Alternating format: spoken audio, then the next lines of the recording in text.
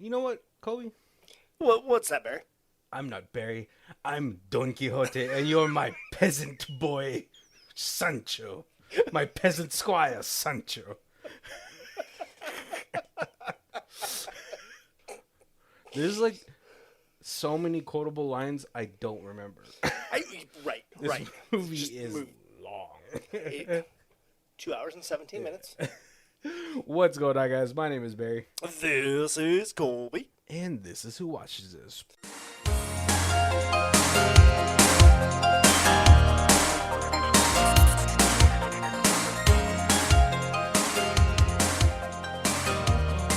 Theme music. What's going on, guys? Welcome to a brand new month of Who Watches This, and this month it is Colby's turn.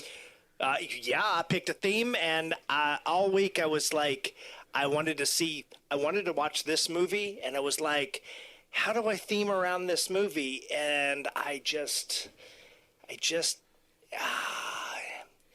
had to go with the writer director. It was just this month, Terry Gilliam month.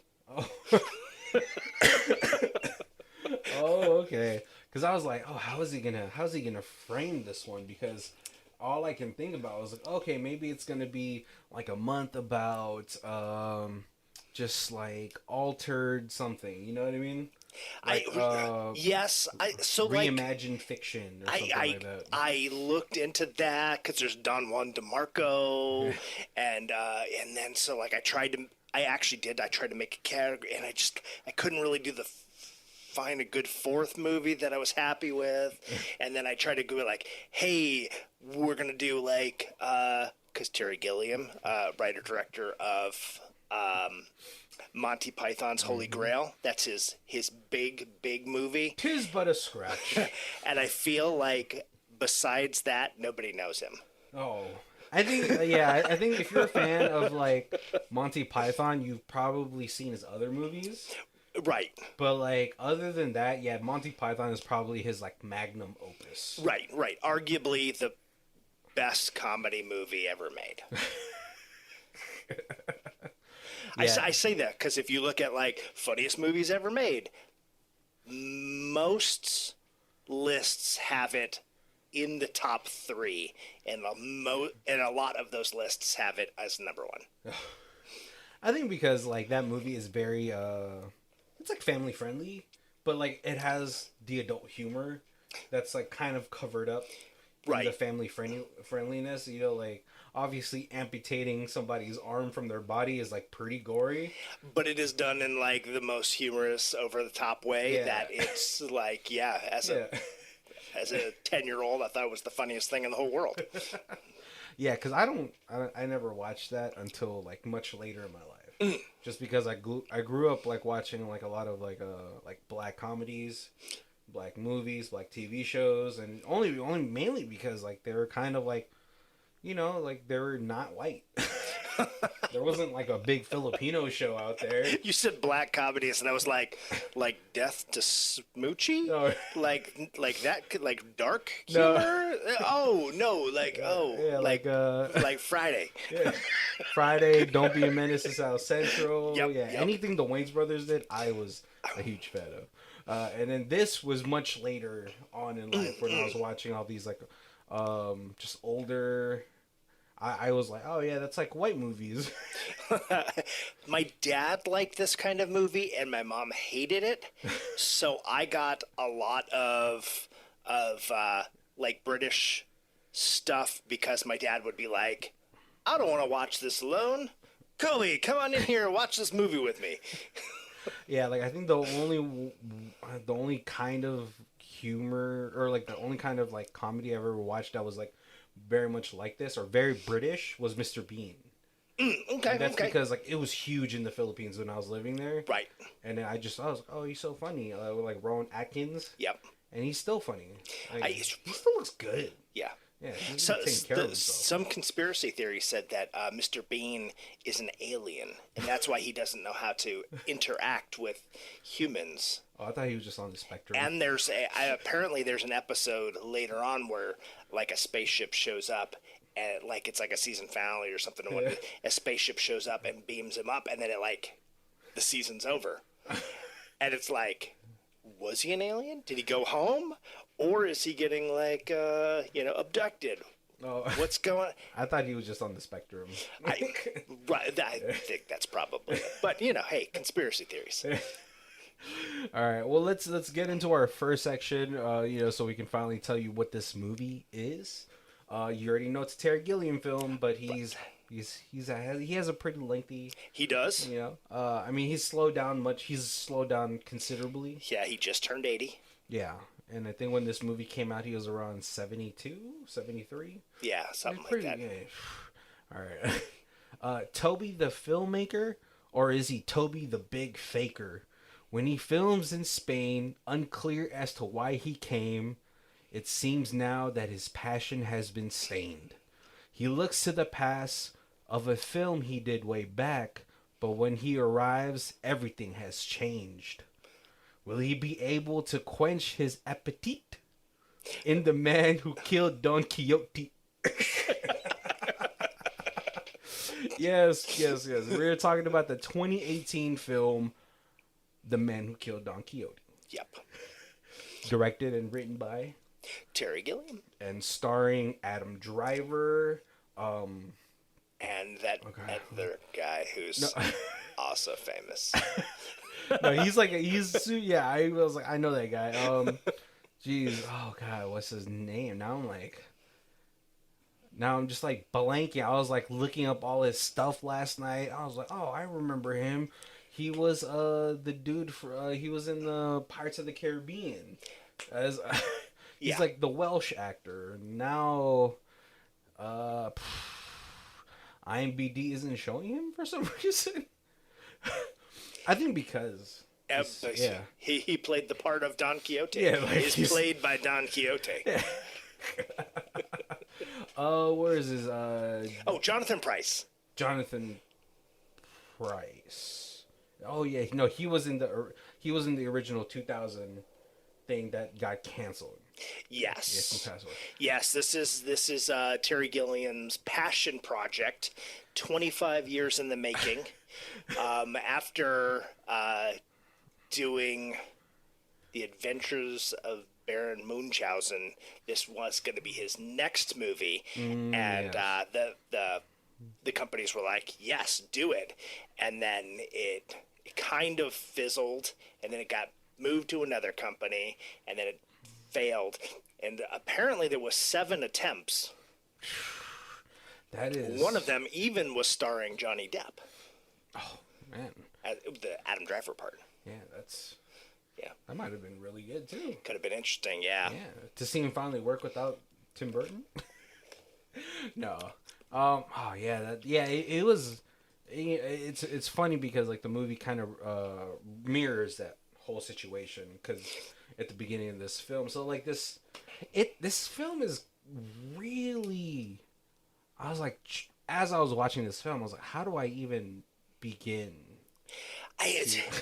So it's a lot. I watched a lot of reviews and stuff on this, and I was trying to I had to watch the documentary on the making of it and all the. That's how I know about all the failed attempts. But it was. I don't remember what I was going to say. Like, how do I even start talking about this film? I mean, this movie, it opens up with, I believe, a quote from the Don Quixote book or something. Or no, just the tumultuous adventure. Right, yeah. Okay, so was a lot of people were saying was, if you are a Terry Gilliam fan, this very much follows his style, and it draws you in, and you already understand where it's going because it follows the same pattern as a lot of his other movies. Mm-hmm. If you don't know any Terry Gilliam movies and you don't know who he is, you're going to jump into this and you'll be like, it started really slow and then it got good and then it got confusing and then I didn't really know what was going on and then it ended. Yeah. I also, like, if you, like, I don't know if you read Don Quixote. So long ago. Yeah. Like, I think grown adults work. Like, yeah, it was like junior high. So like, it wasn't even like high school or college. It was in that time where I was reading books and like dreading it, skimming and like asking friends, what did this chapter say, because I didn't finish the book and that kind of stuff. Like, yeah, I really. So it's funny you say that, because like I read this fifth grade. Okay. Fifth grade, and really that's because like they had shows like Wishbone. Mm-hmm. Wishbone was the Spark Notes, or the Chegg of the time. Okay. Where you can kind of like get the summary in 30 minutes. Right. Watching a dog play these parts. Yep. So I was like, okay, so that show actually got me really into reading books. I was like, oh, I want to know what, like the Count of Monte Cristo, Huckleberry Finn, stuff like that. And Don Quixote was one of them. And so this very much it pretty much mirrors that book. It takes a lot of aspects from it, and the whole story kind of it mirrors that whole misadventure. Right. Yeah. And so but then kind of like makes it more current-ish. Yeah, it kind of takes it's like it's like any, like at the beginning of this movie, right? We see it looks like they're shooting a Don Quixote movie. Right, because we have I forgot the actor who's playing Don Quixote. He's like, there are giants over there. Right, and everybody knows Don Quixote is the guy who jousted against a windmill because he thought it was a monster. Yeah, and then after that, it dangerously takes this old man up on the thing. It didn't look like there was wires, because all of a sudden there's a huge cut. There's a cut, and now there's a movie set. So that sort of kind of mirrors what they're doing to the fictional work. Right. Do you remember Don Quixote or no? Like I said, I remember real basics. Yeah. So just to give you guys a short overview, Don Quixote was a lower class noble who, at that time, when the book was written, had reached the age of 50, which is ancient at that point. Right. Like, if he had walked into the wrong town with a robe on, people would have thought he was Merlin. Yeah. And then so he started to slowly lose his mind. But he didn't like spend his life reading. No, so this is after he was like after he started to lose his mind. He drowned himself in fiction. Okay. And then I forgot which portion of it is, but I think he was reading like a lot of fantasy books, and then he was like, "Oh, I am a knight. I am a noble knight, Don Quixote." Right. And then he makes up a fictional lover with Delicine, or whatever, the woman that he's like pining for the whole movie. Right.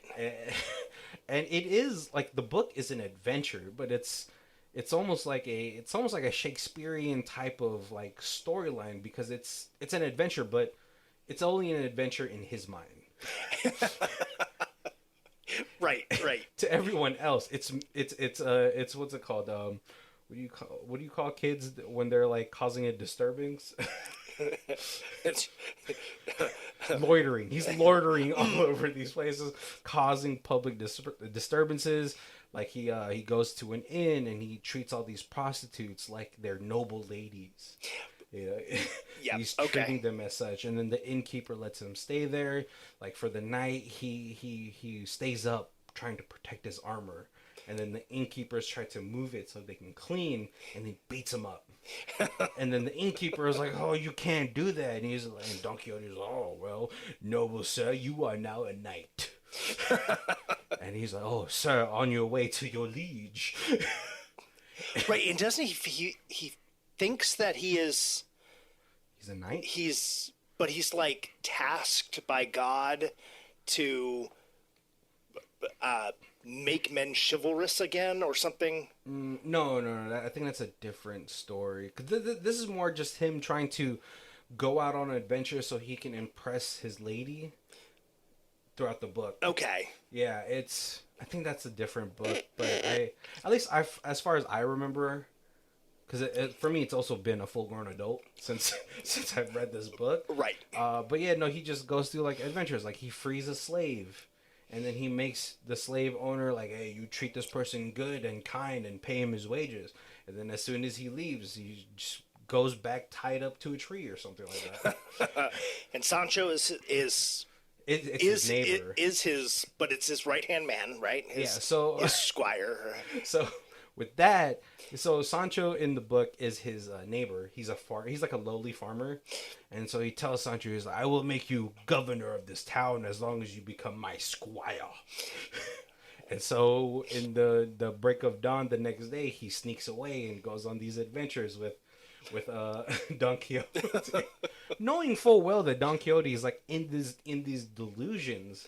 But he just follows him because he's like, farming's okay. I'll follow this old guy. You know? Right.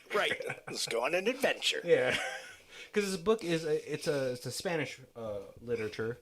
It's a book from like Spain and all that stuff, and it's like funny. It's funny and just wildly sad. Right.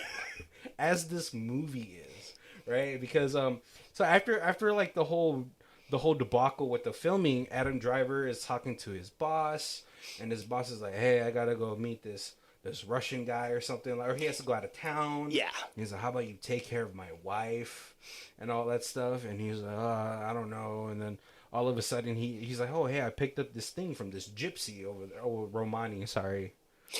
In the movie he calls him a gypsy because he's like a pig, and then sorry, that's slip.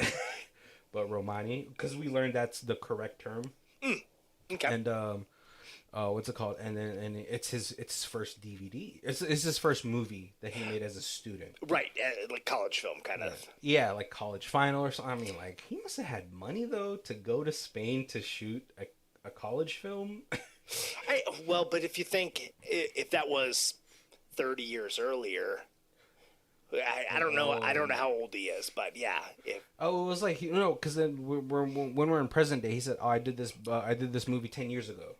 Okay, it's only been 10 years, so I mean, he must have been a rich kid or something, or maybe he was studying film in Europe. Who knows, right? But so like, what's it called? The boss's wife is like hardcore making out with Adam Driver. She is trying to get his meat. Yeah. But Adam Driver is so stuck on this movie because he must have packed that away like in his mind so long ago. Right. And he's very frustrated with the way that the current movie's going.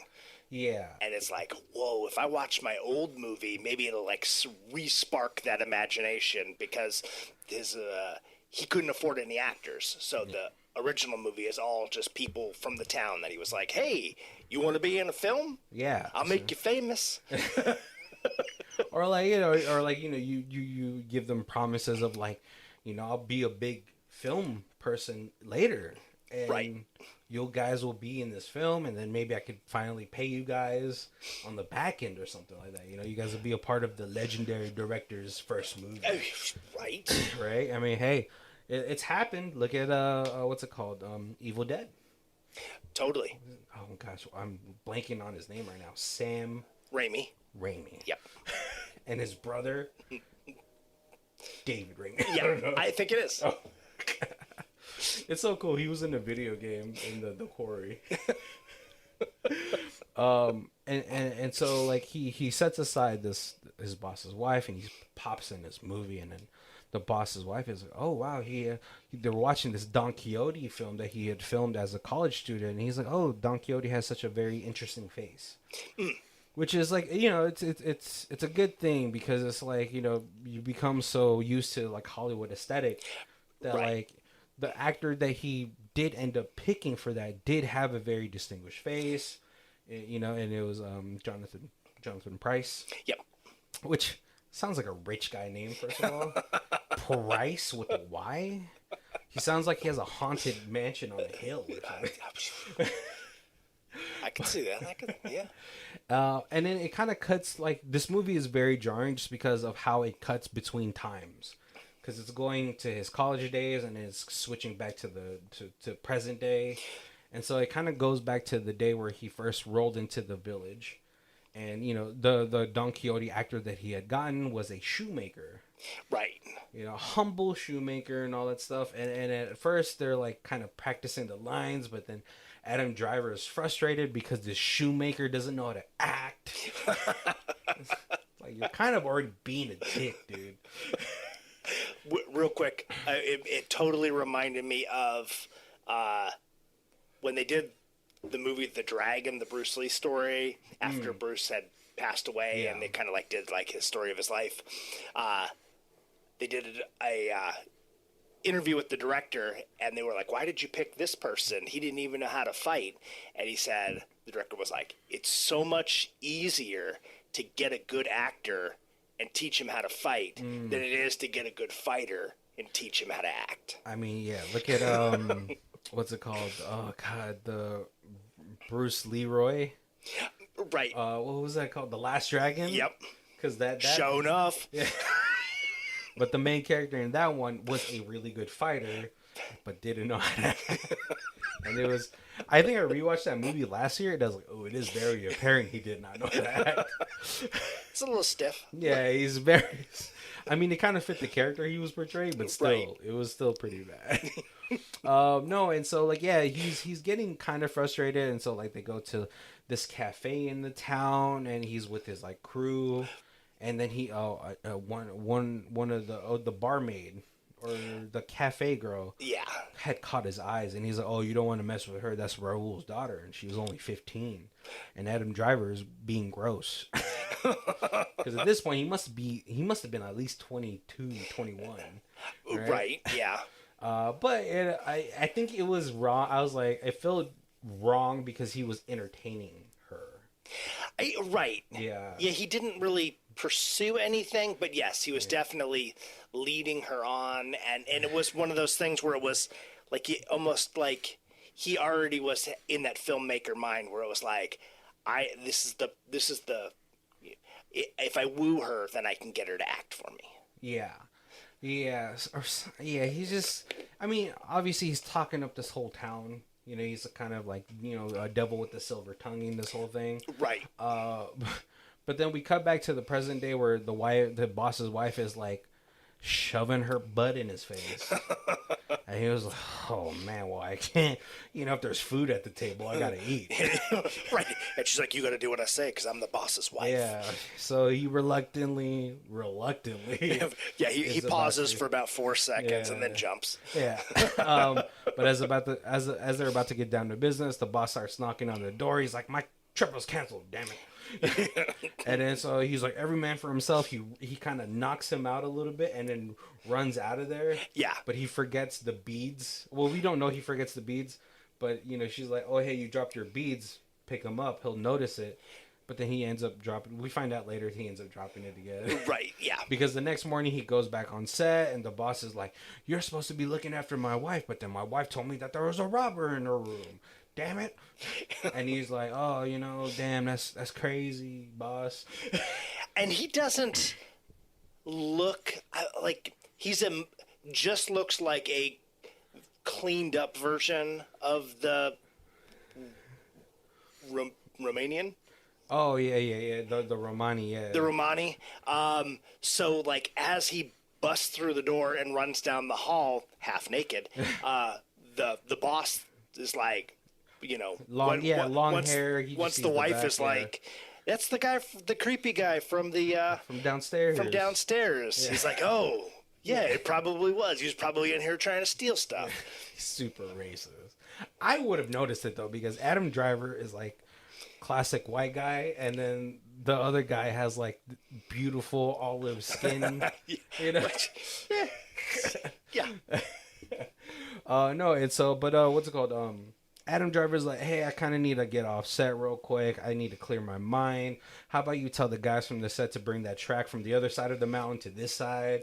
And they're like, oh, they'll take hours. And like, yeah, it's fine. You know, we have time, you know, or something like that. Right, yeah. And so he takes a motorcycle. He was about to bring his assistant. Because he looks on the map and he sees that the village that he did that filming in isn't excessively far from where he's at. So he's still got that in his mind. He's like intrigued by the magic of the original film. So he's like, you gotta revisit your steps, you know where you come from, type of stuff, you know. And that's where he began his filming journey, right? And so you know he's bringing his assistant, but it's just like there's no helmet for me. He's like, okay, just stay behind them. And he like drives over there. He comes to the city and he, you know, it's another flashback, and this is where Javier, who's playing Don Quixote, played by Jonathan Pryce, is like finally it looks like he's so stressed over the script, you know? Right. Because he's already accepted it, and then the whole town is in on it. So like he's like, all right, that like as Adam Driver, Toby and Angelina are kind of like meshing well, and stuff like that. All of a sudden, Javier gets up and he's like, "Oh, on God, I'm Don Quixote," and he starts like sword fighting this other waiter, and then Adam Driver's like, "Bravo." Right. Yep. Bravo. But then Raul comes out and and he stops everything and all that stuff, and then he stares down Toby because he sees everything about his daughter, like what his daughter is doing with Adam Driver. And, right. you know, and so he kind of wants to squash that, right? And so he goes into the bar or the cafe again, and now it's completely changed. There's like a slot machine in there, and Raul doesn't recognize him at first, but then when he kind of brings it up, you know, remember me, Toby, you know, Gringo. Yeah, we did the movie. And he's like, oh, you. And then the priest chimes in talking about Sancho, the original actor, and he's like, right. Well, he's dead. Yeah. He loved the drink, but the drink did not love him. Your movie ruined this town. Right, yeah. And he's like, oh, well, how's Angelina? And he's like, oh, I'll take you to her. And I was like, oh my God, is she sick or something? That's what I was thinking too, yeah. But then he brings her into this room, and it's like a shrine to what his daughter used to be. Right. And then he's like, my daughter is a whore because of you. She went to go live out the dream that you told her, because earlier... Yeah, he convinced her that she could be a famous actress, and she believed. Yeah. And once he left and she got that bug, it was like, where do I go now to actually become an actress? Yeah, or something, you know, because like, yeah, Toby's like, you're too beautiful for this small village. Right. You know? Right. And I'm like, that's weird stuff to say to a 15-year-old. And you hear that kind of story here, like even like in the States where you get the really pretty girl or the really like, you know, handsome guy from a small town, and they try to find their fame, you know, and it's a very small percentage. And when you live in a small town and you're used to small town ways, and you move to like a big city, the city eats you up. Like so many people you hear about, like they moved to New York or they moved to San Francisco or LA, and then just like, oh. Yeah, like it's such a small percentage of people that actually succeed, and it's such a high percentage of people that get into just business that they probably shouldn't be getting into. Right. And so, what's it called? Adam Driver, he drives his, he kind of leaves there, but before he tries to leave, there's like a kid pissing on his motorcycle, and he calls the kid like a little fucking prick, and then his blacksmith of a dad comes and he's like, giant guy. Yeah, and he like drives away, and then he sees like this little sign that says Quixoteville or something like that. And he's like, oh, that must be Javier. Right. He goes there, and he kind of gets like scammed by this old lady. Yeah. Like she kind of traps Javier in this shack. He's like, do you want to see the Don Quixote? and he goes into this little shack, and it's playing the film. And this film must be playing on repeat or something. Oh, right. Because this movie's playing for nobody. Yeah, and it's like the black and white film's playing, and it's like no sound. And then Don Quixote is there dressed up, and he's kind of narrating the story.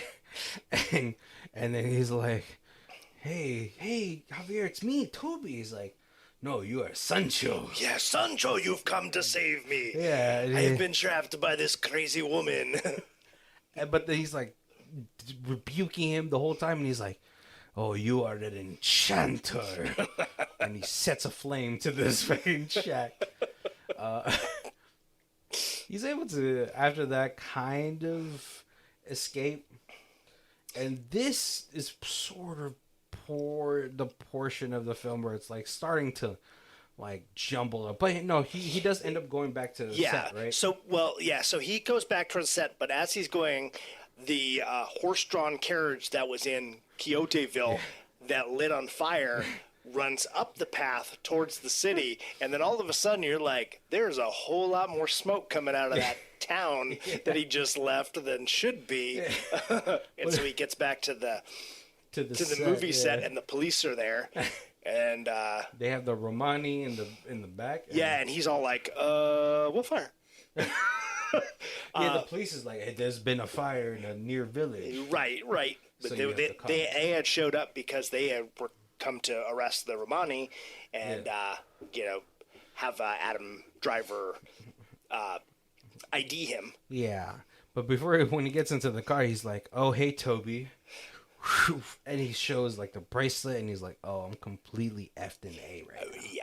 And so they start going to town to get interrogated and all that stuff. And then the police officers are talking about these beheadings from like terrorists that are happening. Right. And then all of a sudden, Don Quixote shows up on his horse. So they have to take it's holy day. Yeah. So there's all like these priests and prayers and stuff prayers out in the street. So one of the police is like, "Hey, we'll just take a shortcut around the side of the town." Yeah. And so when they go out there, that's when they see Don Quixote. They see Don Quixote in full garb with Lance riding his horse. And he ends up attacking the police car, and while in the confusion, the Romani, he starts choking out one of the other police officers, and tosses him out. Adam Driver leaves. He like kind of tucks and rolls, and he tucks and rolls onto the other officer. The officer is now fighting him, and then Don Quixote comes, attacks the officer. Officer accidentally shoots himself, and now Adam Driver's like, "It wasn't me. It wasn't me. I didn't do this." But who's gonna believe it? Oh, Don Quixote came and killed the police officers and rescued me. Yeah. So he kind of starts rolling with Don Quixote because he's like, "Well, I have to stick to him so I can point him to the police." Right. But then they kind of they get not abducted, but they get picked up by an illegal alien. Right. Yeah. Someone that's like maybe like a refugee. I don't know what the case is, but they get picked up by this woman, and they bring them into their little community. Yeah. And no. And it's like like ruins. Yeah. But it's like that they've kind of taken over and then like fixed up, put doors up, Yeah, made it like into a commune. Yeah. Yeah. And so they're kind of figuring out what to do, but then there's like these men in like old Spanish Inquisitor garb. Right? And then Adam Driver's freaking out because he sees like a Arabic newspaper, and he's like, "Oh my God, they're terrorists. Right. They're gonna kill us." Yeah.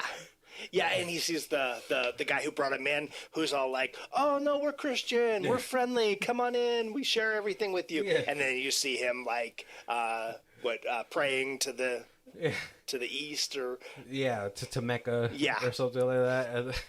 But in the attic that they're in, he sees like these bags, and they have eyes on them, or he starts to see eyes on them. He's like probably delirious right now of what's happening, maybe as a concussion, right, or something. And so these inquisitors, who I never get clarification on who they are, but maybe later we do.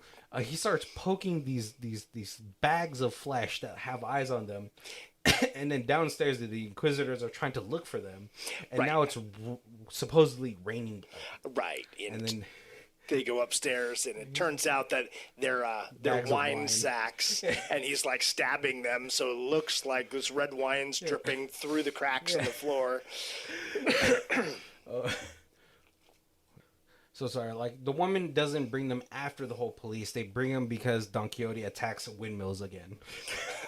just a little. That's right. Yes, he gets knocked out. But no. After this whole like spilling the bag of wine whole thing, they decided to leave the village. Even though like they're mad, but they're not like upset. Like, you guys don't have to leave right now. Right. But they end up leaving just because like these Spanish inquisitors have now found them. But as they're leaving the compound or the commune, a whole bunch of police are coming, And so they start to scatter because they are illegal immigrants. Right. Yep. Adam Driver ends up falling off of the horse that he's on onto a dead horse Right. Yep. that has a bag of Spanish gold. Spanish gold. Right? Because he's at this point he got split up by Don Quixote. He's like, whatever. Guy's fucking crazy. But he finds the Spanish gold. He's like, I gotta hide this because I'm gonna need a good lawyer. And so he sees he's like, okay, well I don't. It's a big gold is pretty heavy, so he's like, I can't it's spilling off of his bag and stuff. He's like, all right, I'm gonna hide this bag. Yeah. Yeah. So he sees a crack on the side of the mountain. He goes through the crack, and it's like this beautiful cavern waterfall. But then, as he slips through the crack, he falls and trips. Then the bag of gold goes everywhere. Yeah.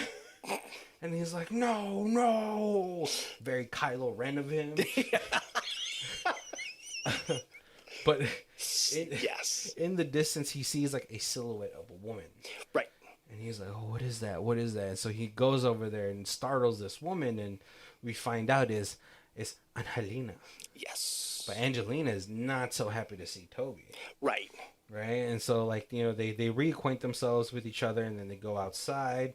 She starts to get dressed. I mean, I really could have used the breast scene here. No. I looked her up. She's been naked before, so I've seen them. Pretty nice. Really nice. Very nice. That's very nice. No, but then Adam Driver is like, hey, I think I ruined your life. And she's like, don't flatter yourself, Toby. Right, yeah, because she's like, because it would have sucked to be a barmaid my whole life, so. Yeah. Do you think I wanted to do laundry my whole life? Yeah. And he's like, well, what did you do? Your father told me you went to Madrid. And she's like, yes, I went to Madrid for a little bit. I modeled. I went to Barcelona. Because, everyone in Spain has a lisp. Barcelona? She kind of hopped around Spain a little bit, but then the sad reality came out of it as well, because she was like, I modeled for a bit, and then I became an escort. Which is, right. Really, but then as you see her body, there's all these bruises on there. Yeah. And she's like, oh, but don't worry, I found a man that takes care of me. And he's like, oh yeah, is that what it looks like to get taken care of? And she's like, it comes with the territory. Right. And then all of a sudden she sees a man on a horse, and she's like, I must go right now. Right. And he's taking pictures. Yeah. And he's like, well, we don't know that till later. Oh, he had a camera. Oh, did he? Yeah. Oh, okay. And so Don Quixote's like, oh, Sancho, that's where you've been. And he's like, oh, Javier, we have to go save Angelina. Angelina is beautiful, by the way. And in this context, she's 28. Right, yes. Or 25, so it's not gross. Even though, I think now, did she have braces now? Or did she have them when she was... Oh, okay, yeah. I was like, jeez. And so, they start to chase after Angelina. Right. But a whole bunch of mishaps kind of happen along right, the way. and their chase is slow because he's on a donkey, and Don Quixote is not in fast mode ever. Yeah. Just very slow about his adventures. Yeah. But what's it called? They do stumble upon another sort of small village-esque thing, because they start to see something very shiny. Right. And they're like, what is that? And it is a knight. And his horse is donned in shiny garments. Right, yep. And then he's boasting about the tales of how he had defeated Don Quixote. How he was nothing compared to my blade. Right. And Adam Driver's like, we'll just ignore this guy and let's keep on moving, because that's another crazy knight that we don't need to mess with. But Don Quixote's like, sir, you are mistaken, because I am the Don Quixote, and you have not beaten me. You have not bested me in the testament of blades and steel. And so they get prepared to joust. But then Sancho, yeah, a.k.a. Toby, is like, no, this is not a great idea for you. I mean, a stiff wind looks like it could knock you down. Yeah. And And his lance is like rubbery. It's like it's a little bendy in the wind. yeah, it's like a huge dildo. Yes, long piece of bamboo or something. Well, bamboo's great because it bends, so it has a lot of integrity. And it's very strong. I only know this because of my furniture growing up was bamboo, and it is. I can say you right now, just for once in my life, I would like a comfortable couch. You know what I mean? Like a couch I could fucking fall asleep on. I can't. The couches we have now are terrible. Like it's like not meant for you to stay here for long. Like I want a couch where I can sink into. Watch it looks really nice. No, it's like it's pleather now. It's like chipping. I just want a nice suede couch. Yeah, like a big old teddy bear couch. Right. But no, Don Quixote kind of starts charging, but then he's like, you know what, Sancho, your negativity is not great, you fucking peasant. Know your place, Sancho. Which I was like, not a very great Don Quixote thing. Don Quixote was pretty nice to Sancho. I don't remember him calling him peasant as much as Javier was. He does quite a few times. Yeah. But the other knight kind of turns away because he's like, oh, he's lost his will for battle. But no, Don Quixote kind of like sucker punches him. And he's like, ha ha, I bested you. And then he takes off the helmet and it's freaking Raul. Right.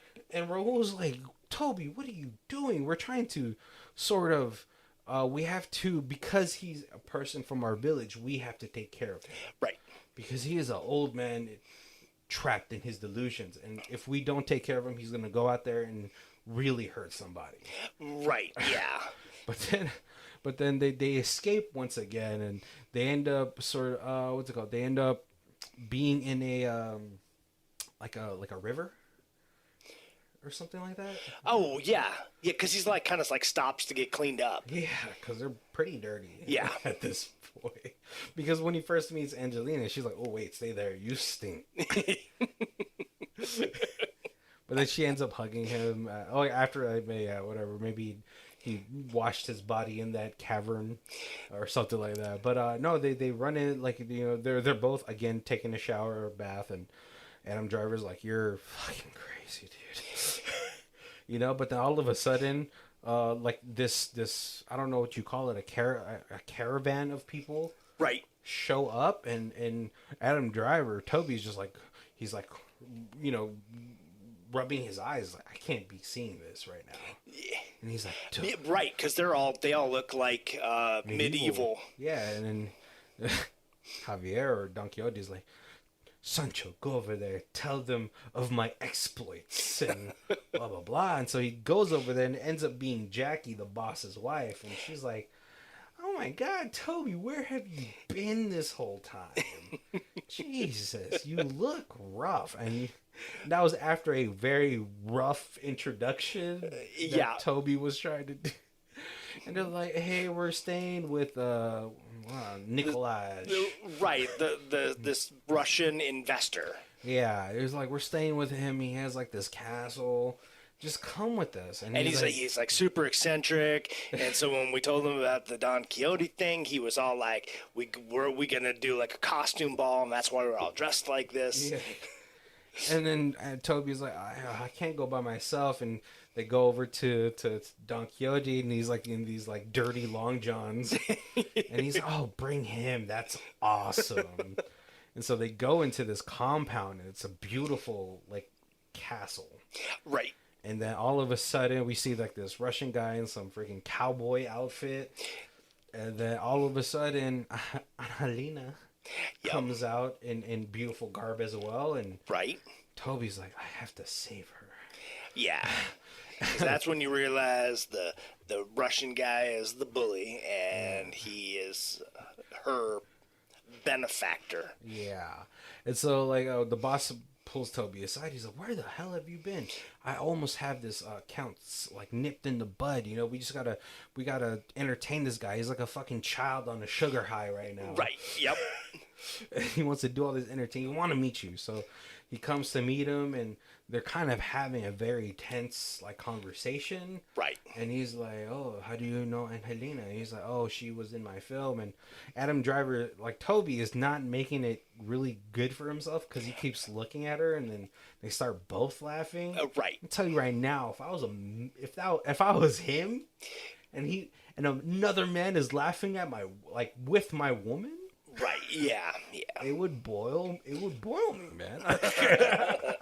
Yeah, especially when you already saw that she's bruised up. Yeah, you don't want to instigate that guy. Yeah, and he's rich and Russian. Right. And then the boss's wife, she gets the story that Don Quixote, this man, believes that he's actually Don Quixote.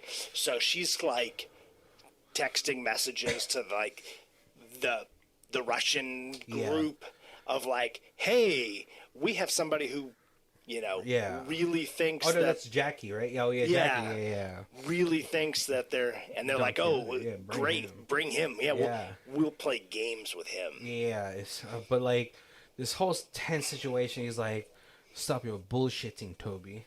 And he shows him all the photos of them, like Adam Driver looking like he was fucking modeling for a Dior cologne with his shirt open, chest bare. Right. That wide chest that you look like you could just fall asleep into. You'd melt into that chest. Buttons. He is fitter than he looks with clothes on. Oh, yeah. I mean, the dude's built. Like, he has, like, such wide shoulders. Yeah. He's, like, very prominent. When you see him with clothes on, like, you're like, he could be built like Napoleon Dynamite. But, like, real, like... But then, like, Napoleon is so small. Well, yeah. But he looks small, too. Like, he doesn't look... Dude's huge. He used to be a Marine. Yeah? Yeah. Because I'm coming with the information from Kylo Ren. Right. And he looks tall. And I always picture, like, he always seems to be, like, the nerdy sidekick. Minus Star Wars. He's like the nerdy sidekick for Bill Murray when they were in that police movie. And, yeah. Yeah, Adam Driver's 6'2". That's big. Yeah, I think it's just like certain clothes, because when he during this whole situation, after that whole thing, Nikolai is like, I'm gonna show you who's the fucking man here, because he takes an hors d'oeuvre, and he drops it on his cowboy boot, right, and he's like, oh, I have to clean it up, and then he takes a napkin, but it wasn't to clean it up off his boot. He tells Angelina to do it. Yeah.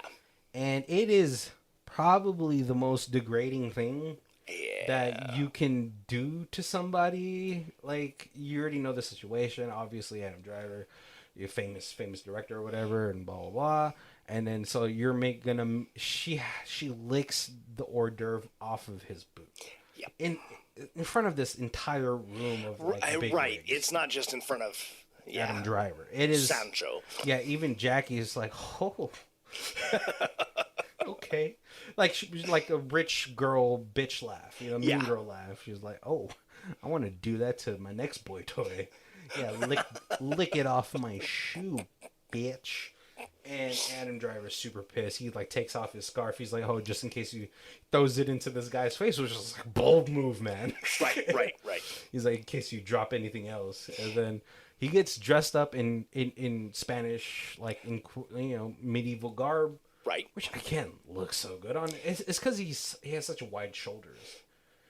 Oh, you're right. Yeah. So in this, he looked opposing in that, right? Yeah, and he's in all black, so it's just like kind of like very Lancelot Guinevere situation. Right. I'm like, he looks like the guy who's trying to arrest the Three Musketeers. It looks like he's gonna fuck your wife. That's what it is. No, but they set up this other ball and everything, and everyone's like dressed up in garbs, and Adam Driver sits down with at the tables. Yeah, with his boss. And right across is Don Quixote. And then he's all dressed up too. He's fancy. Yeah. And then like these women in this, I don't know if it's like Middle Eastern clothing, come and they ask for Don Quixote, and he's like, there was a wizard who vexed or hexed us, and then they take off their mask or whatever it's called, and then it's like a beard. They all have beards, and then Don Quixote says, who would do such a foul curse? He's like, it was this wizard, but he's on the moon. Yep. And they bring this like huge rocking horse, and he's like, "Oh, I have to mount it, Sancho. I have to mount it." And Toby's like, "Hey, like, come on, man. Like, please don't. Like, I don't feel good about this." Right. And he's begging. He's begging because it's like he partially probably feels responsible for this happening to this old person. Right. But it's also maybe like he cares. He's not a bad person. Like I think at the core of it, because. Really, he could have just left without Javier, but he brought him along, and later you still see that he tries to bring him along. Right. But they set him up on this horse because he tells Sancho, like, Sancho, you're a peasant, know your place. And so they do this whole facade. Right. They're like, yeah, we have to blindfold you because the dust off the moon will blind you. Yeah. And so it is quite embarrassing. Yeah. Right? And then he's doing this whole thing. He's like, oh, I'm on the moon. It's so cold. And then he's like, I will go where somewhere you can go, wizard. I will go to the sun. And then he falls off, and then people kind of start chuckling, and the Nikolai is like even more so. Right. And he's super embarrassed. He torn his tights, so he goes back to his room to mend his tights. And then Sancho, Toby comes in, and he's like, please, Sancho, next time, tell me to listen to you. He's like, do you think they'll notice? And he's like, no, your sire. He starts to play into his delusion a little bit. And right. So he goes back out. He sees Angelina. He's like, is that what you do? Is that what you do? Fucking take advantage of old man Javier that you've known since you were a child? Like, Jesus, that was embarrassing for him. Like, and she's like, well, you're the same. You didn't stop him. Yeah. Which was like, kind of a low blow, because you already know, like, Don Quixote's gonna do whatever you want. Right. Yeah. And he did try. Yeah, he tried. That was like the most heartfelt try he did the whole time. Right. Yeah, the rest of the time he's just been like, oh, crazy old man. Yeah. And this is the time where he's like, you're a crazy old man, but I don't want you to get hurt. Yeah, I don't want you to embarrass yourself or nothing like that. So he starts chasing Angelina, and she gets into this portion where they're like burning like the things from the past year to send into the next year or whatever, or burn away all the whatever from the last year, and then they start dancing. He kind of insults her a little bit. He's like, well, is that what you always wanted to be known as, Nikolai's whore? And she's like slapping him as they're dancing, and then they start. And she makes a comment about he's like, hey, well, at least I know my place, and I've grown accustomed to living with an elaborate, a certain lifestyle now. So I have to put up with that. What am I gonna do? Run away with you? Yeah. Oh yeah. That was earlier when he made him lick the stuff off of the boots, because he's like, well, then how much? Because she was like, are you man enough to take something? Alexi is the name. Are you man enough to take some Alexi's property? And when she says that, she tears. She has little teardrops. Like, fucking acting, man. And then he's like, oh, well, what about you? How much is it going to take then, huh? And he starts chucking the coins he had pocketed away. Right. But then when he notices it, they're like washers. Yeah. Old rusty coins, not gold. They're not even coins. I think they're just like tool, Right. And I was like, oh, that was, I think, a clear indicator of what was going to happen at the end of the movie. But, no. And so, so they do this little dance, and they start making out, and then Alexi is like a fucking king would be doing, like looking down from his castle, seeing his plaything being played by another. Right. And so as they try to escape, Adam Driver's like, I gotta go back. Again, showing that he's a good, decent person. He goes back for Javier, and Javier's like, oh, Sancho, I cannot be a bad guest. I have to clean. And he's like, come on, man. You told me to tell you when to listen to me. Right now, you gotta listen to me. And unfortunately, he doesn't. And he's like, fine. So to start to leave, but Angelina gets caught by Alexi's bandits or henchmen, and then he wipes out. Yep. And he wakes up and he's being taken care of by Jackie.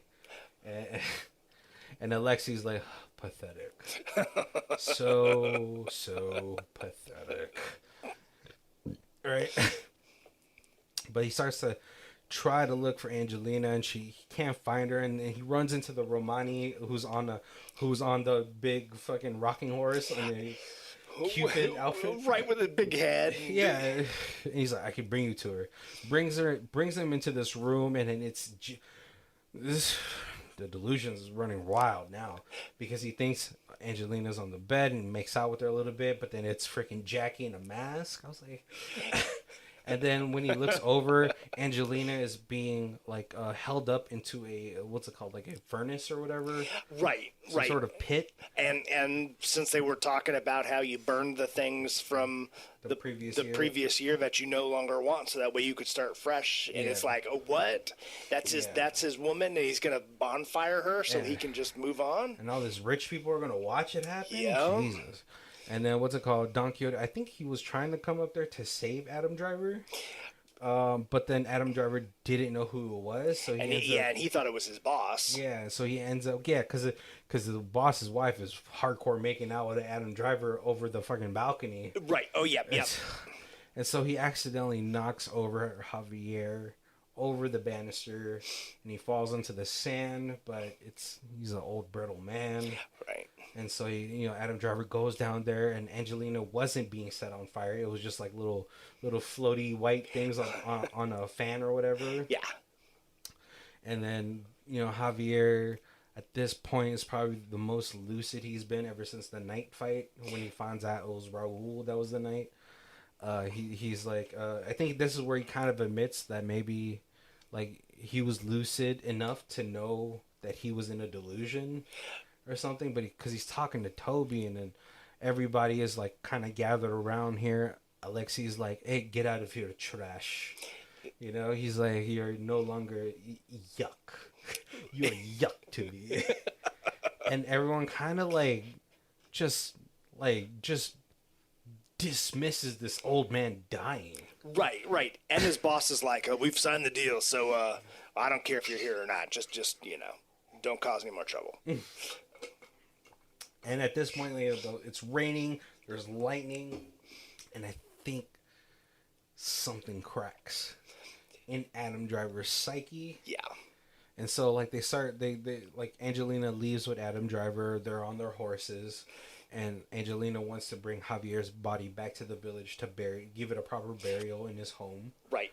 But then Adam Driver starts talking nuts. And this is sort of when you realize that Adam Driver has, maybe it's a folie à deux kind of thing that's happened, because now he's taken on this insanity from Javier, and because he's like, something is coming, and he sees we finally get to see what Don Quixote's been seeing. Right. The three giants. Yeah, he sees the three giants.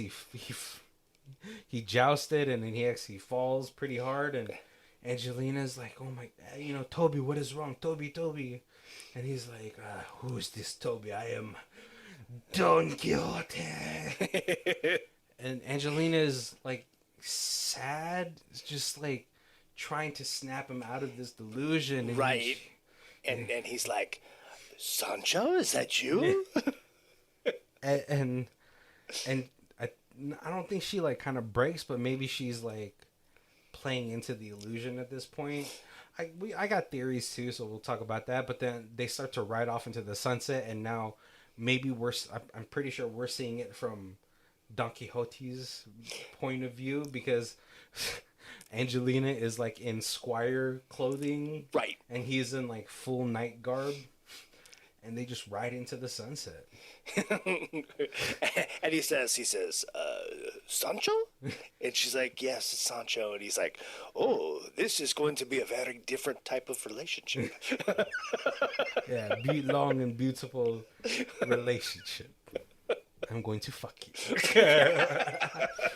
No. All right, before we get into our theories about all this and what's happened in this movie, let's go ahead and do our other thing, High Star, Low Star. High star, low star, fantastic. 10 out of 10. Absolutely brilliant. Story, sets, actors. Flawless, each one of them. Thank you for this gem. When life itself seems lunatic, who knows where madness lies? Perhaps to be too practical is madness.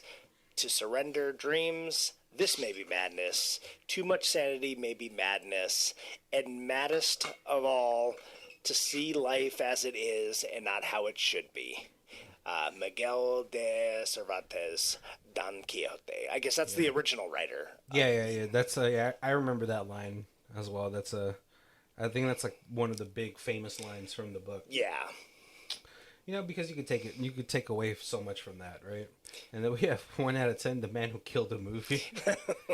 This has to be the most dumbest and nonsense film I was forced to watch from start to finish because someone in the group thought it was so brilliant that we couldn't leave. Needless to say, they are no longer part of the movie group. Jeez. Ooh, I don't want to be part of your movie group. Yeah, a freaking snob. If you enjoy stupidity mixed with even more stupid story and idea, then please watch this film. It's a waste of time and money. I'll never see it again. Do not let the great actor listing fool you into believing this film is good. It is not. Another flop of a film and budget spent making it. Yuck. Rather feed the poor. I rate this unmasterpiece a brilliant. A brilliant 1,000. Negative 1,000 out of 10 stars. That's pretty rough, man. I think maybe just because you didn't understand it. Yeah. This movie's wildly depressing and fun at the same time. Yes. And Terry Gilliam is really good at that. That is a reoccurring theme in his movies. Yeah, I mean, like this, like if you just look at it at a surface level view, it's just an old man probably suffering from some sort of delusion. Right, and it's one of those things where you look at him, you're like, oh, this guy is probably going to go crazy anyway. He's going to get Alzheimer's. He's going to get, dementia or whatever. But he just, in that right portion of his life, he had somebody push him into thinking he was Don Quixote and living the Don Quixote life for 2 weeks while they were doing the movie. And that was enough to stick. Yeah. And then he just thought he was. Yeah. And like so my whole thing, right, as this movie was progressing, I think like at some point of the film I think Toby had hurt his head or something because like the delusions didn't happen at the end when Javier died. Right. It started happening way earlier than that because he started. First of all, one of the things I was like, how likely is it for you to run into Angelina in that cavern? Which I know they explained that, like, oh, my father used to bring me here. There's something about, like, poor people. And, right. And sometimes these are the things that we can enjoy or something like that. But I was like, how? It's like was it happenstance or by chance? What are the chances of you meeting her here at this time, at this moment, in this very remote place? Also, like seeing the gold that he saw earlier, it was never gold. It was never gold, right? It was. So I don't know if it was maybe because of the stress he was under. Maybe it was like a slight funk that he was in his filmmaking career, because they talk about his filmmaking career throughout the movie, how he was like, oh yeah, he made this really good student film, but he's only been doing commercials. And well, they mentioned a number of times that, like, don't question the artist, he's brilliant. So but they don't talk about anything else really that he made besides commercials. That and like this first film, and now it's 10 years later, and he's like, they're praising him for being great, and then it's like, but was he? Or like maybe he was. They say geniuses are the most tortured people in existence. Right. He might have been also suffering for a lot of things, and then being so close to somebody who was also suffering this delusion that maybe it had incurred the full de la deux. And there's also like he had that first film, that the student film, he had full freedom. Like every all the money was his. All the people he picked. Yeah. Here now they have this other movie, this new Don Quixote that they're doing, and they have this like whole, they have this like Russian that they're trying to get funding from. They have this whole group. Oh yeah, they have Korean people doing it. Yeah, like this like Asian investors that are there on set. So it's like how much like stunted the artist becomes when like there's this pressure of Hollywood basically sitting over top of you. It's the independent film versus the highly produced, right, but heavily invested in like film. And like that could be like a commentary that Terry Gilliam is trying to make about why he's like very much slowed down like over the past like 10-20 years on making movies, right? Because it was just like like you could definitely see like, I mean, it definitely affects like properties that you've seen in the past 15 years, all the DC films and stuff like that. That's like, I remember watching a documentary on that, how like they're talking about how the DC animation that's a part of WB, they're talking about how DC animation had already built like a really well-rounded multiverse in the 90s or something like that. It was brilliant. Yeah, and so when WB decided to start doing live action, the animation studio like writers thought like, well, hey, we can do both, right? Well, why not cross them over, right? Because they've already had the experience, they already know the source material, and they do it justice, you know? And they did it. They're like, oh no, we're gonna get a whole bunch of new writers or something like that, and it's just like, and then look at the state of DC now. Right. Yeah. You're cartoon writers. We want TV writers. You know, and it's like, if the story's good, the story's good. It doesn't matter. Yeah, because like, how many origin movies do we really need? Right. Like, we just need just start the movie. We already know Bruce's parents die. Yeah. We don't need it at the opening credits every freaking time. And that might have been like Terry Gilliam's whole thing with this whole, maybe that's how he was feeling as well. And right.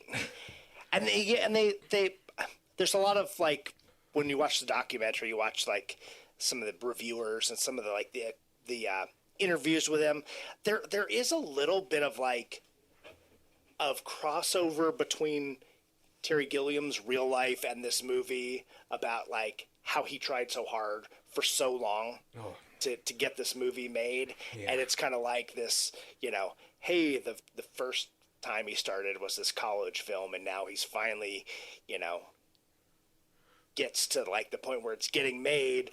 But in the middle, there was like so many parts where there was like, hey, you could make this and we'll budget it, but you have to do it our way, because we expect a certain result and a certain, return on this. Yeah, and like, yeah, I can see if you're not, because this movie lost a lot of money. Not a lot. It's 16 million and it only box office 2.4. It was what did they call it? Fundraise? Oh, like a fundraiser? No, like is it what's the like GoFundMe type of deal? Or? Not. There's the movie thing that like releases cross country like independent films. Oh, like film festival. But it does it for like a week. Yeah. And it's Filmrise or Fundrise or something. Probably something like that. I went and I saw like Winnie Pooh, Blood and Honey, and it was like 2 days only by this like company that kind of So it's like it was a short release. Yeah. Okay, so that makes sense, but I don't know. Box office also doesn't figure in like digital sales and physical copy sales and all that stuff. But like, yeah, like like you were saying, if you're not used to like Terry Gilliam's like style, I could see why the 1 out of 10 person felt the way he did. Right. But also just like, it's more than the surface level there. It is very confusing, but if you like it commands like at least one or two more rewatches. Right, because I actually so I watched it and then I rewatched like the first half of it again just because I was like I feel like I missed. And when I rewatched it, I was like, oh my goodness, the Romanian Romani. Yeah. the Romani is in the movie so much more than you realize. He's in like almost every scene. Yeah, it's kind of crazy how often you see him, and it's like, well, is he even there? Right. Maybe he was there at the beginning, and then it became like this figment into Adam Driver's whole thing, or right. Yeah, because there's a lot of questions that could be had in there. Is like you're obviously, Toby is a what's it called, something narrator, unreliable narrator. Right. Yeah. Uh, and you're getting this like he sees this girl that he feels like he's ruined her life because he convinced her she was a star when she was a small town person, and she's now gotten into an abusive relationship and left, and now is being crushed by the real world, and it's like he has to play that Don Quixote part. That's his woman that he has to quest to save. Now is. Yeah, it's a lot to sort of absorb in one sitting. We're like, give it a week or so, or maybe like watch it in a couple weeks and rewatch it, and then now you can fully take in more of the smaller, intricate details in the film. I gotta say, the acting is so good. It is. And I was pleasantly surprised by the actress who played Angelina. Right, and they did an interview with the guy who plays Don Quixote, Jonathan Pryce, and he actually makes the joke. He's like, "Yeah, Terry Gilliam's like all these failed attempts was just basically his way of postponing this movie till I was old enough to play the part correctly, and that's why it took 25 years because I wasn't ready to play this part 25 years ago. I wasn't old enough, Yeah, because who was originally the person? Was it John Duvall or what's his face? It was Robert Duvall. Yeah, and then there was a second. There was a second attempt where they actually started filming, and that was somebody else. Yeah, Sir John Vincent Hurt. Yeah. Michael Palin. And I think for Adam Driver, Ewan McGregor, and Jack O'Connell, they're slated, and obviously said Johnny Depp was. Yeah. But I was super surprised. Like that single teardrop when she said, "Are you man enough to take away his property?" Right. I was like, Jesus, she sees herself as property. Yeah. Toby. You saw what he made her do. Right. I can never imagine telling a woman to lick the dirt off my shoes. Fortunately, his shoe did look pretty clean, but it was. That's crazy. I couldn't. Yeah. Could it be me? I'd be like, nah. You know what? It's not worth it. What were your speculations for the whole thing? Do you think he just went mad at the beginning, or like what do you think? It's because I know you have theories. It's interesting because like none of the theories like really flush out well in my head. Like a lot of times we watch this movie and I'm like, I got a theory and it works. Like this whole movie, and this is how it progresses, and like here it's like it's like is it Adam Driver the one that's the crazy one? because is it Javier? right, and like yeah, when does it start? Because like he's the when the like the Inquisition people come into the city, like that's early in the movie. So yeah, and sorry. yeah, No, I was gonna say. I think I was like, oh, maybe those are the people from the village doing the role play. Sorry, I forgot to mention that. Yeah. oh, Yeah, that's. I What didn't was even think thinking. about that. Yeah, because then they had Raul and stuff, Right. like, in the middle of nowhere, with the village people. That's true. They could have been coming in, but yeah, and then you have like you have Don Quixote fighting the sacks of wine that have eyeballs. Like it's like, Yeah, like, and that was a very early glimpse of like what you got to see what he's seeing. right. Yeah, but it's definitely like so vague in the whole thing, because it's like, who's hallucinating here? Really, who's delusional here? Right. Is this just like a crazy old man, and Adam Driver is seeing him more delusional than? His acting is good enough that Adam Driver's the one who's believing and seeing it as that. Yeah, or was it even like a good portion of this movie? Did it even really kind of happen? And was Adam Driver sort of just, I don't know, being lost in some sort of delusion? Because remember, we see him like at one point of the movie, he just goes underneath a bridge and puts the coins on his like eyes. Right. And then like he's like, I'm gonna die. Just go ahead and take me.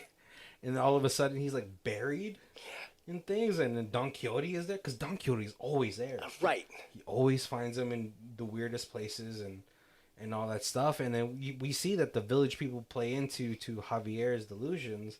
So what's not to say that people aren't playing into Adam Driver's delusions? Right. Yeah.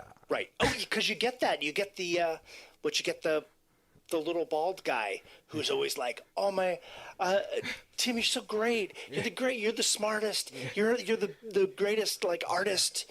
You know, let me rub your back. You let me. What are these knots? Yeah."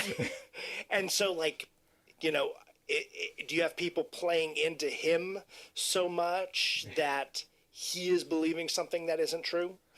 Yeah. And like you said, like they mentioned him making commercials. Does he believe that he is this amazing movie star, even though the only other movie he's ever made was this black and white thing in college? Yeah, and at that point, you're getting into like Shutter Island situations, Right, so, right.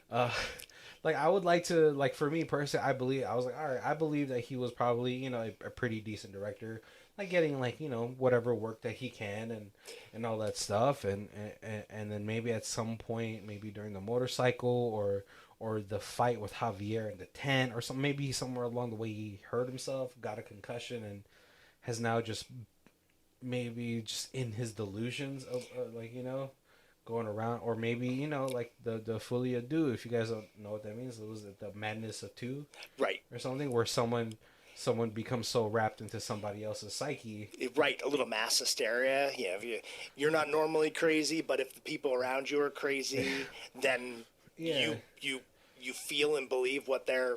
Yeah, especially like the amount of dangerous situations that they had gotten into, that could also like had factored into the stress factor, and really just spiraled the both of them. Right. Yeah. Especially, and he's makes mention about how like the project that he's working on is like just crap, and it's like he wants to scrap it and start again, and they're basically just like, nope. The investors are like, they want a product, so you just can't shelve this. Yeah, make it happen. Yeah, there's so many factors in this. This movie is very interesting. It's funny at portions, but the overarching theme is pretty depressing either way.